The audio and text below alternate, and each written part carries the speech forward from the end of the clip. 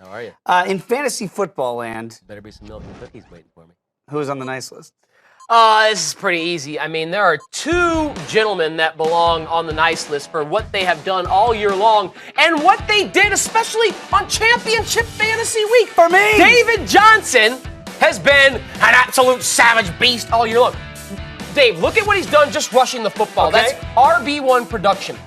Then you add what he's done catching the football. Goodness. That is like a low-end wide receiver, too. He has two fantasy players rolled into one, an RB1 and a wide receiver, too. You see the bulky averages on both DraftKings and FanDuel. David Johnson has just been a savage And that's beast. why I am the 120 fantasy football champion. Disputed.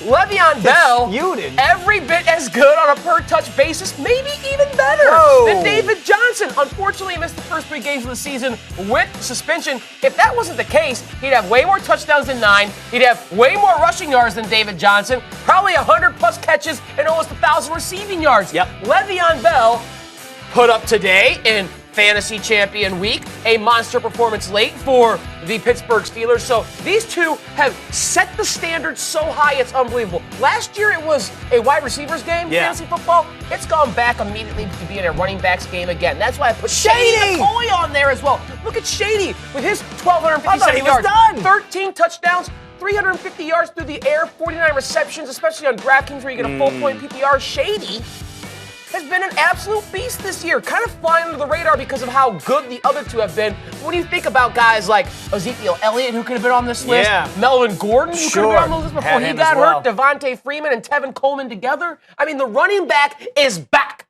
as the focal point and fulcrum of the nice list in fantasy football. No quarterbacks? Question. No, as good as Matt Ryan has been, Tom Brady, Drew Brees, even Aaron Rodgers, I don't think any of those quarterbacks have played to a level relative to their peers that Le'Veon, David, and to a slightly lesser degree, LaShawn have played.